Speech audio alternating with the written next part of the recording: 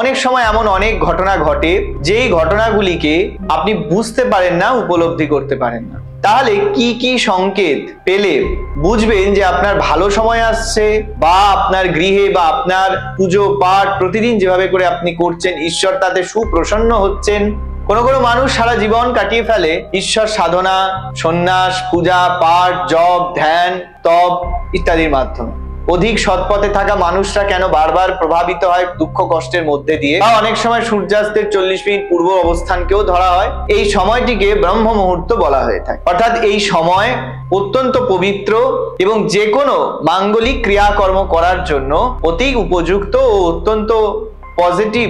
আমরা অনেক সময় ভোরের দিকে ভগবানের স্বপ্ন দেখি, দেখে হঠাৎ চমকে উঠে পড়ি। প্রতিদিন প্রতিনিয়ত একই সময় যদি দেখছেন আপনি কোনো মন্দিরে পুজো করছেন, বা কোনো ঠাকুর বা কোনো ঈশ্বর, কোনো মূর্তি দেবতা যাকেই হোক, কোনো দেবদেবীকে, কোনো সুবাস, খুব সুন্দর গন্ধ আপনার নাকে আসবে, সেটা পুজো করতে বসলে হোক, এই গন্ধটা আপনি পেলেই বুঝতে পারবেন যে বাকি 10টা গন্ধের থেকে এর ভিন্নতা কোথায়। এই চোখ দিয়ে অকারণে ঈশ্বরের সঙ্গে সম্পৃক্ততার সময় যদি জল বেরোয়, এটাও নির্দেশ করে বিশেষ করে ঘরের সদর দরজার সামনে জুতোর উপস্থিতি না রাখা। বাস্তু মন্দির সর্বদা পরিষ্কার পরিচ্ছন্ন রাখা। কাল পাত্রে হোক, আপনার দ্বারা প্রজ্বলিত কোনো দ্বীপ বা প্রদীপ এর শিখা যদি হঠাৎ আকস্মিকভাবে তীব্র হয়ে ওঠে, নিশ্চিত আপনার পুজো ফলদায়ী হবে।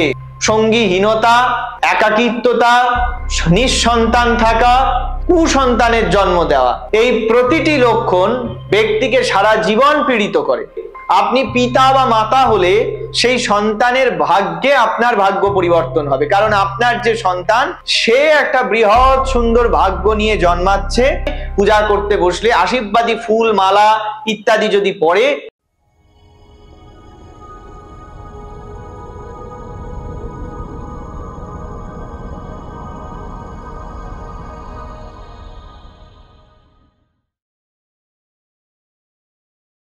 জয় মা।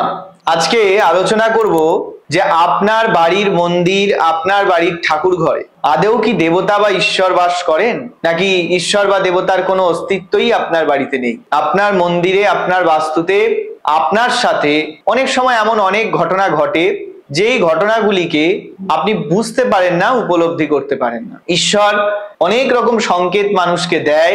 তার ভালো সময় আসবার পূর্বে ঈশ্বর অনেকভাবে তাকে সংকেত দেয় যে তার গৃহে বাস্তুতে ঈশ্বর অবস্থান করছেন, কিন্তু সেই ব্যক্তি নিজের নির্বুদ্ধিতার কারণে বুঝতে পারে না।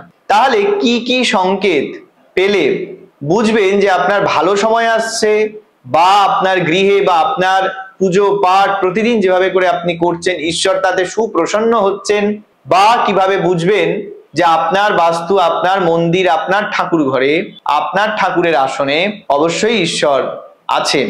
তার কিছু সংকেত, সেই বিষয়গুলি আজকে ভিডিওতে আলোচনা করব। তবে আলোচনার পূর্বে অনুরোধ করব, যারা নতুন ভিডিওটি দেখছেন অবশ্যই সাবস্ক্রাইব করবেন এবং পাশে থাকা বেল আইকনটি প্রেস করবেন, যাতে নিত্য ভিডিও পোস্ট হলেই অবশ্যই আপনার কাছে নোটিফিকেশন যায় এবং আপনারা চ্যানেলের সাথে যুক্ত থাকবেন। আলোচনা করব যে আপনার গৃহে, বাস্তুতে বা মন্দিরে আদেও পজিটিভ শক্তি বা ঈশ্বরের উপস্থিতি আছে, বা ঈশ্বর কি আপনাকে কোনো শুভ সংকেত দিচ্ছেন নাকি না।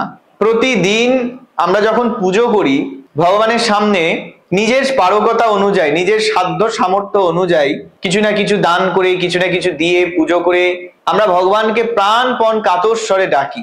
একবার তার দেখা পাওয়ার জন্য, একবার তার আশীর্বাদ লাভ করবার জন্য ব্যতিব্যস্ত হয়ে মুখিয়ে থাকি। কোনো কোনো মানুষ সারা জীবন কাটিয়ে ফেলে ঈশ্বর সাধনা, সন্ন্যাস, পূজা পাঠ, জপ, ধ্যান, তপ ইত্যাদির মাধ্যমে। কেউ কেউ গৃহস্থ জীবনে বা গার্হস্থ জীবনে থেকেও ঈশ্বর পুজো পাঠ, জপ, সাধনা, তার চিন্তা সমস্ত কিছুর মধ্যে দিয়ে সেই ঈশ্বর প্রাপ্তির একটা কাজে নিজেকে যুক্ত করে রাখে। কিন্তু অনেক সময় মানুষ তার ব্যতিব্যস্ততার জীবনে ঈশ্বরের কোনো দেওয়া সংকেত বা ঈশ্বরের কোনো দেওয়া লক্ষণ সেগুলো বুঝতে পারে না, যে ভগবান তাকে কি সংকেত দিচ্ছে, বা বাস্তবে তার পুজো আদেও কার্যকর হচ্ছে কিনা। দেখুন, এগুলো বোঝার জন্য বহু উপায় ও বিষয় আছে।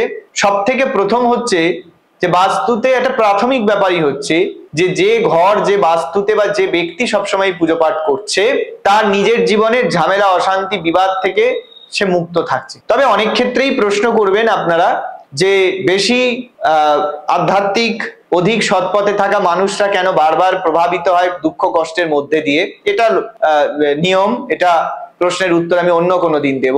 কিন্তু একটা পজিটিভ ভাইব্রেশন, একটা ইতিবাচক অনুভব সেই ব্যক্তি কিন্তু সদা সর্বদাই পাবেন বা করবেন, যার ওপর ঈশ্বরের অসীম কৃপা কিন্তু থাকবে। প্রথম লক্ষণই হচ্ছে যে ব্রহ্ম মুহূর্ত।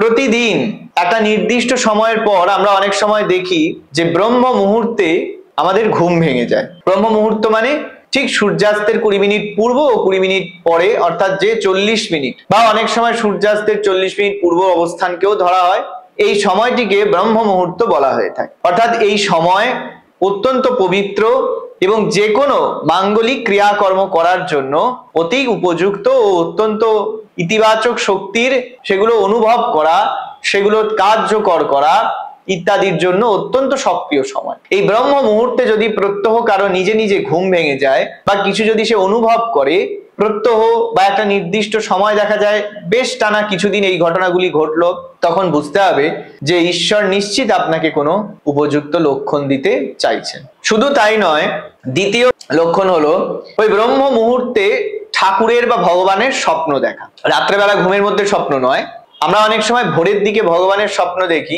দেখে হঠাৎ চমকে উঠে পড়ি। প্রতিদিন প্রতিনিয়ত একই সময় যদি দেখছেন আপনি কোনো মন্দিরে পুজো করছেন বা কোনো ঠাকুর বা কোনো ঈশ্বর, কোনো মূর্তি দেবতা, যাকেই হোক, কোনো দেব দেবীকে আপনি বা কোনো মূর্তিকে আপনি স্বপ্নে দর্শন করছেন, এইটি যদি হয় তাহলে নিশ্চিতভাবে জানবেন আপনাকে ভগবান কিছু একটা বোঝাতে চাইছেন। তৃতীয়ত হচ্ছে ঘুম থেকে উঠেই, সেটা যে কোনো সময় হতে পারে, যে ব্রহ্ম মুহূর্তেই হতে হবে তার কোনো অর্থ নেই।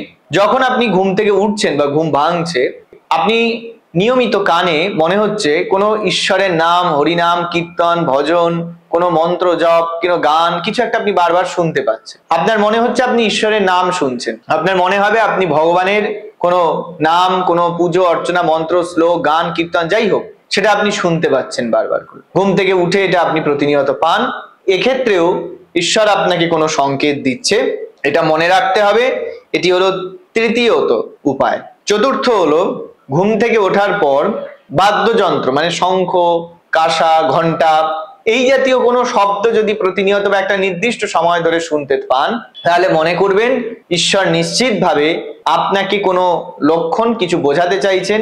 হয় আপনার ভালো সময় আসন্ন, নইলে আপনার সাথে কোনো এমন ঘটনা ঘটতে চলেছে যেটা আপনাকে, আপনার জীবনকে বদলে দিতে পারে, অথবা আপনার গৃহে বাস্তবেই পজিটিভ শক্তি বা ইতিবাচক শক্তির অবস্থান আছে। পঞ্চমত হলো পুজো পাঠ করার সময় বা ঘরের একটা নির্দিষ্ট স্থান থেকে সদা সর্বদা খুব সুন্দর কোনো সুগন্ধ, কোনো সুবাস, খুব সুন্দর গন্ধ আপনার নাকে আসবে। সেটা পুজো করতে বসলে হোক, সেটা পুজো করছেন না এমনি অন্য সময় ঘুরে বেড়াচ্ছেন, বসে আছেন, কাজ করছেন, সেই সময় হোক, যে কোনো সময়, তবে ওই একটা নির্দিষ্ট স্থানে বা একটা নির্দিষ্ট সময়তেই এই ঘটনা যদি প্রতিনিয়ত আপনার সাথে ঘটে, তাহলে মনে করবেন ঈশ্বর নিশ্চিত কিছু লক্ষণ আপনাকে বোঝাতে চাইছেন। ষষ্ঠ উপায় হলো ঠাকুর ঘর থেকে এই সুগন্ধ মাঝে মধ্যেই ভেসে আসা। এই লক্ষণ যদি হয়, এটা ধূপ, কর্পূর, গন্ধ, সুগন্ধি দ্রব্যের কোনো গন্ধ নয়। এই গন্ধটা আপনি পেলেই বুঝতে পারবেন যে বাকি 10টা গন্ধের থেকে এর ভিন্নতা কোথায়, এর পৃথক কোথায়। এরকম কোনো গন্ধ যদি আপনার নাকে আসে, ঠাকুর ঘর থেকে নির্দিষ্টভাবে যদি এই গন্ধের উৎপত্তি, তখন বুঝতে হবে যে আপনার ওই ঠাকুর ঘর বা মন্দিরে অবশ্যই ঈশ্বরের উপস্থিতি, না হলেও কোনো পজিটিভ শক্তি আছে যা আপনাকে এবং আপনার বাস্তুকে রক্ষা করছে বা তার উপর অবশ্যই নিশ্চিত আপনাকে আশীর্বাদ প্রদান করছে। এরপর সপ্তম যে লক্ষণটি বলবো, সেটি হয়তো আপনাদের মধ্যে অনেকের সাথেই ঘটেছে এবং আপনারা হয়তো সেটাকে খেয়াল করেননি।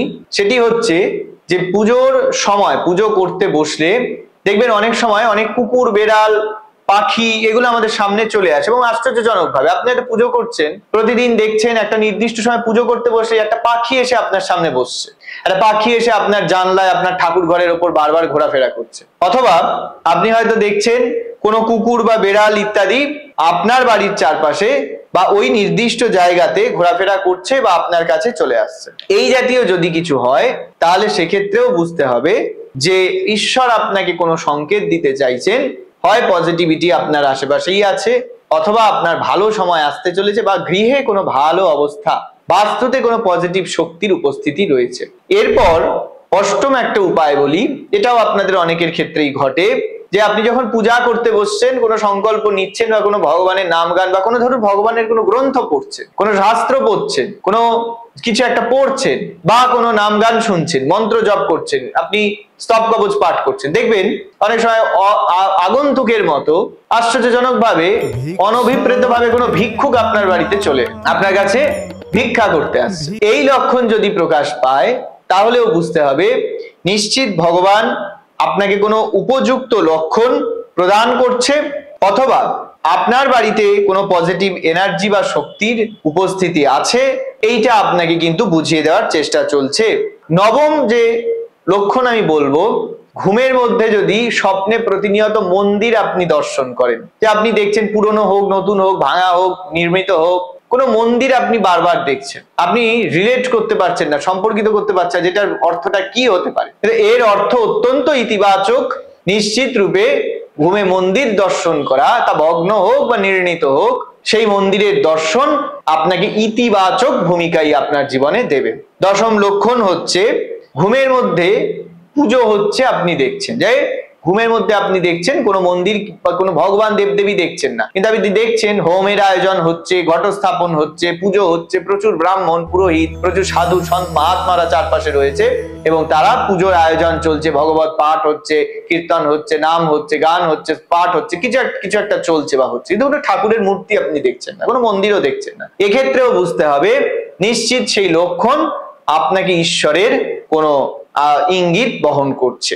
একাদশ হচ্ছে দুটি প্রাণী, দুটি জীব আছে, ক্রমাগত যদি শুধু পুজো করার সময় এদের দর্শন নয়, আপনার বাড়িতে, আপনার বাস্তুতে প্রতিনিয়ত ঘন ঘন নির্দিষ্ট সময়তে যদি এই দুইটি জীব আগমন ঘটে, আসে প্রত্যহ, বা আপনি স্বপ্নে দেখেন, তাহলে বা আপনি ধরুন ঘর থেকে বেরোচ্ছেন, কোনো কাজে যাচ্ছেন, আর প্রতিদিন এই দুটো জীব আপনি দর্শন করছেন, সেই দুইটি জীব হলো নীলকণ্ঠ পাখি এবং কাঠবেড়ালি। এই দুইটি জীব যদি প্রত্যহ দর্শন করেন, কোনো না কোনো ভাবে আপনার সামনে আসে, তাহলে বুঝতে হবে ঈশ্বর আপনার উপর নিশ্চিত কোনো লক্ষণ আপনাকে বোঝানোর প্রচেষ্টা করছেন। 12 নম্বর যে লক্ষণ, দ্বাদশ লক্ষণ আমি বলবো, সেটা হচ্ছে এই একই পদ্ধতি, অর্থাৎ আপনার বাড়িতে হোক, স্বপ্নে ঘুমের মধ্যে হোক, পূজার সময় হোক, অথবা আপনি কোনো জায়গায় যাচ্ছেন, এই সময় যদি ঘন ঘন গরু দর্শন করেন, বিশেষ করে সাদা বর্ণের বা লাল বর্ণের গরু, অথবা আরো উত্তম যদি দর্শন করেন কোনো বাছুরকে তার মা গরু দুধ পান করাচ্ছে, এই দৃশ্য যদি কন্টিনিউ ক্রমাগত দেখতে থাকেন, এও নিশ্চিত করে যে কোনো পজিটিভ কোনো শক্তি বা কিছু আপনার ক্ষেত্রে ঈশ্বর নিশ্চিত করেছে। 13তম যে লক্ষণ আমি উল্লেখ করব, সেটি হচ্ছে পেঁচা দর্শন করা। ঘন ঘন বা প্রতিনিয়ত বা প্রতিদিন যদি পেঁচার দর্শন হয়, অথবা আপনার বাড়ি বাস্তু মন্দিরে যদি সে এসে বাসা বাঁধে বেশ কিছুদিনের জন্য, তাহলে এক্ষেত্রে ধরতে হবে যে নিশ্চিত রূপে ডেস্টিনি, ভাগ্য বা ভগবান আপনাকে কিছু একটা লক্ষণ প্রকাশ করতে চাইছে, যে অবশ্যই শুভ সময় আসন্ন, বা নিশ্চিত আপনার উন্নতি বা আপনার মান সম্মান শ্রীবৃদ্ধির কোনো লক্ষণ এটি, অথবা আপনার গৃহে, আপনার বাস্তুতে দেব দেবীর বা ভগবানের আশ্রয় বা আপনার পূজা আর্চা অর্চনায় তিনি সাড়া দিচ্ছেন। এরপর 14তম যে উপায় আমি বলছি, সেটা বেশিরভাগ মানুষের ক্ষেত্রেই হয়, তবে আশ্চর্যজনক ভাবে আপনি যদি আমিষ ভোজি থেকে নিরামিষ ভোজিতে কনভার্ট হয়ে যান, অর্থাৎ আপনি ছোট থেকে আমিষের প্রতি লোভ লালসা আপনি সব পরিত্যাগ করে সম্পূর্ণ সাত্ত্বিক ভোজন ও নিরামিষ ভোজনের মধ্যে দিয়ে জীবন যাপন করছে, এটাও বুঝতে হবে ঈশ্বরের কোথাও না কোথাও একটা কোনো লক্ষণ এটা, যে ক্ষেত্রে আপনার আধ্যাত্মিকতা বা আপনার আধ্যাত্মিক বিষয়ের মধ্যে প্রবেশের একটা লক্ষণ। আবার অনেক সময় দেখা যায়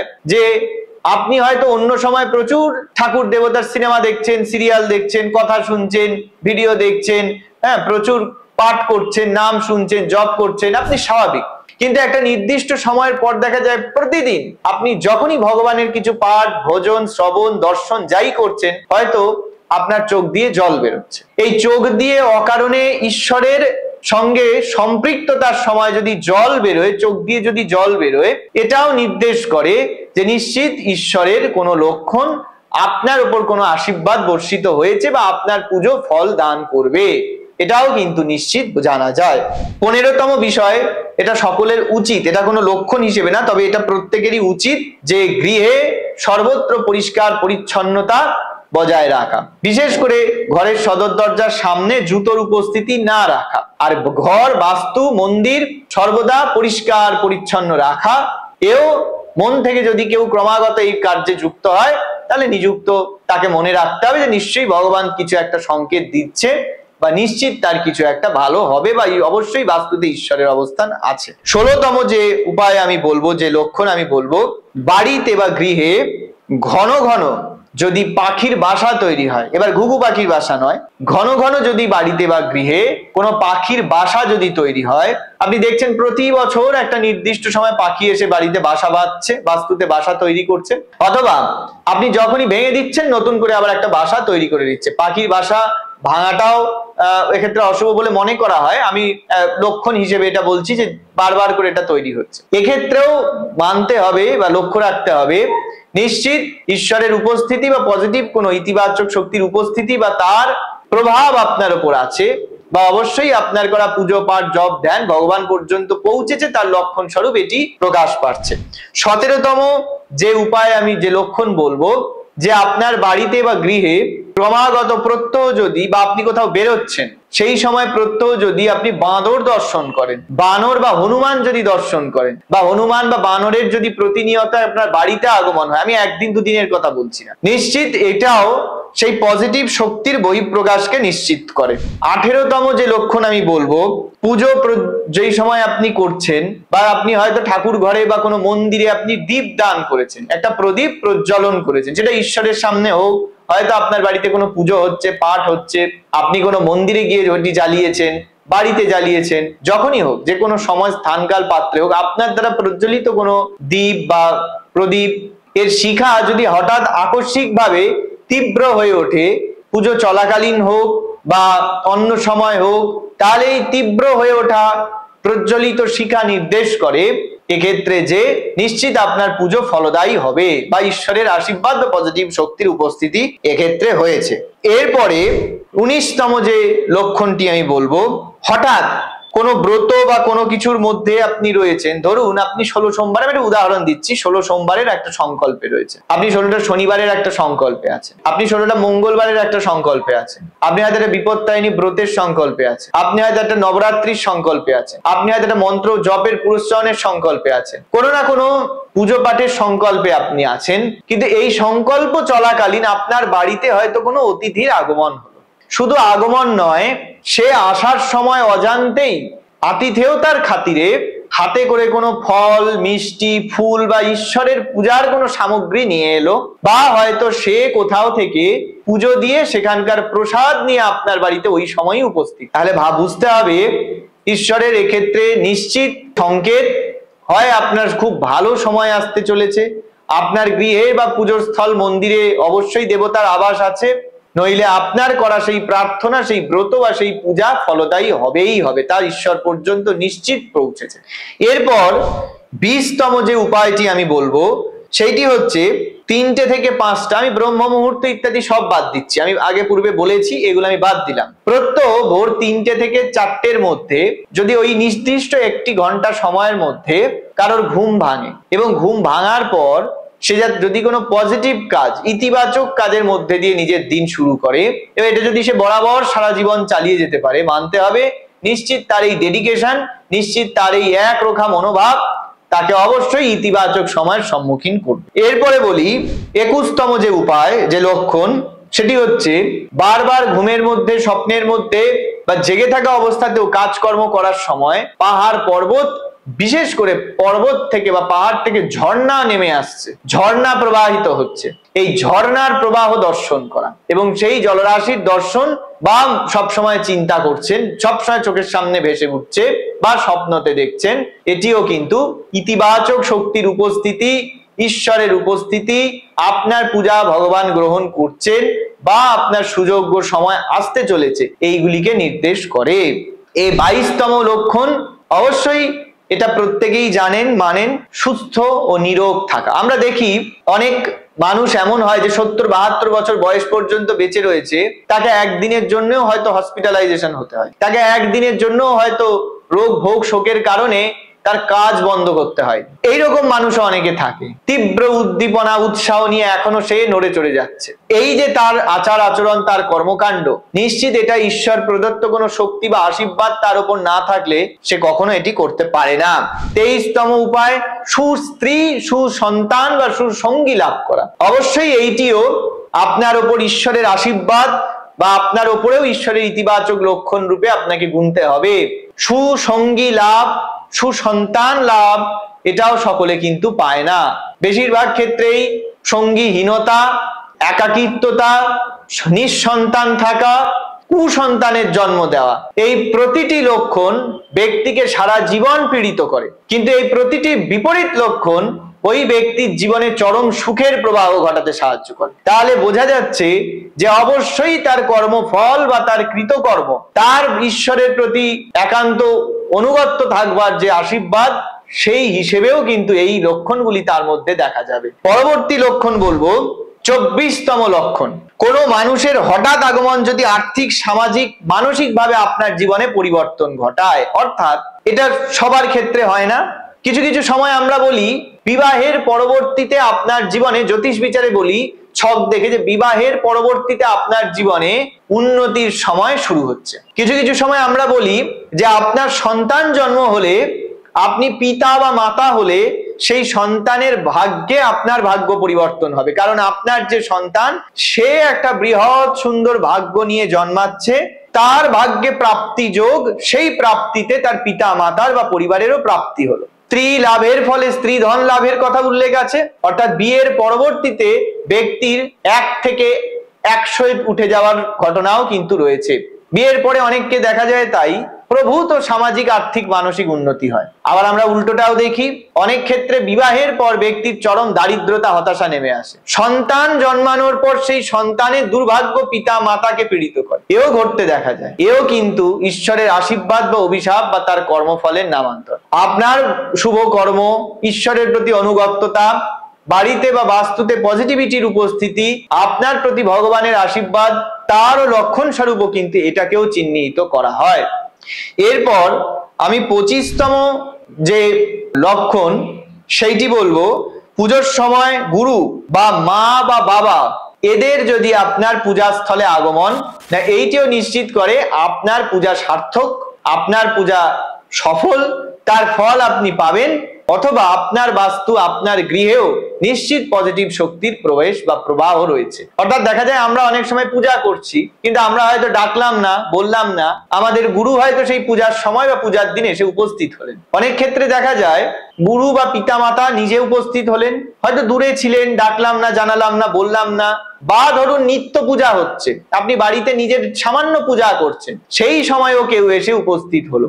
আপনি কোনো মন্দির দর্শন, কোনো দেবালয়, দেবস্থান দর্শনের উদ্যোগী হয়েছে, সেই সময় তারা এসে উপস্থিত হলো, বা তাদের ফোনও চলে এলো। অনেক ক্ষেত্রে তারা তো সশরীরে আসতে পারে না, হয়তো তারা ফোন করে আপনার খবর নিলেন। তাহলে মানতে হবে যে নিশ্চিত ঈশ্বরের এক্ষেত্রে আপনি অনুগত্য লাভ করে নিয়েছেন, আপনার সেই দর্শন, পূজা, তা ফলদায়ী হয়েছে, বা আপনার বাস্তুতে থাকা ঈশ্বর নিশ্চিত আপনাকে আশীর্বাদ প্রদান করছে। এবং সর্বশেষ 26তম যে উপায়, লক্ষণ, এটা সকলেই জানে, পূজা করতে বসলে আশীর্বাদী ফুল, মালা ইত্যাদি যদি পড়ে, বা সেটা ঝাঁকিয়ে, পাখার বাতাস দিয়ে, সেটা ইচ্ছাকৃত ভাবে, উদ্দেশ্য প্রণোদিত ভাবে কোনো ফুল পতনের দৃশ্য সেটা মানুষকে দেখিয়ে একেবারে রোমাঞ্চ তৈরি করার জন্য নয়, বাস্তবে যদি এই জাতীয় কোনো আশীর্বাদই যদি সেক্ষেত্রে পড়ে, সেইটি নিশ্চিতভাবে আপনার সেই পূজার বা সেই ঈশ্বরের প্রতি আপনার অনুগত্যতার সফলতার নিদর্শন। তাহলে এই যে লক্ষণগুলি বললাম, এই লক্ষণগুলি যদি অবশ্যই প্রকাশ পায়, বুঝতে হবে হয় শুভ সময় আসন্ন, নইলে আপনার পূজায় ভগবান নিশ্চিত তার যে প্রতিক্রিয়া সেটি আপনাকে দিচ্ছেন, অথবা আপনার বাড়িতে দেবস্থান মন্দিরে যেখানে আপনি প্রত্যহ পূজা করেন, সেখানে ভগবান পূজা গ্রহণ করছে। ভগবান তখনই পূজা গ্রহণ করবেন যখন সেখানে তিনি উপস্থিত থাকবেন। তাহলে এইটিও মানতে হবে। আর অনেক ক্ষেত্রে আবার প্রশ্ন করবেন যে আমার বাড়িতে তো এইরকম এত কিছু হয়, এর মধ্যে একাধিক লক্ষণ আছে, কিন্তু তাও আমরা বারবার সমস্যায় পড়ছি, বাড়িতে লোকের কাজ নেই, আর্থিক অনটন, চাকরি চলে যাচ্ছে, ব্যবসায় ডুবে যাচ্ছে, দাম্পত্য কলহ চলছে, কেন হচ্ছে? এটার জন্য আলাদা কারণ আছে, সেটা অন্য কোনো ভিডিওতে পুনরায় আলোচনা করব। সুতরাং বুঝতে হবে যে এক্ষেত্রে ঈশ্বরের আশীর্বাদ আপনার সাথে আছে। আজকে এই লক্ষণ ভিত্তিক কিভাবে বুঝবেন সেই বিষয়ে এখানেই শেষ করছি আলোচনা। পরবর্তীতে আবার অন্য কোনো ভিডিওয়ে অন্য কোনো আলোচনা নিয়ে পুনরায় আবার আসবো আপনাদের সাথে। যারা যারা এখনো সাবস্ক্রাইব করেননি, চ্যানেলটি গ্রহণযোগ্য বলে মনে হলে অবশ্যই সাবস্ক্রাইব করুন এবং ডেসক্রিপশনে দেওয়া নম্বরে যোগাযোগ করে আপনারা অ্যাপয়েন্টমেন্টের মাধ্যমে আমার সাথে কথা বলতে বা সাক্ষাতের পরিষেবা নিতে পারেন। সকলে ভালো থাকুন, সুস্থ থাকুন। জয় মা।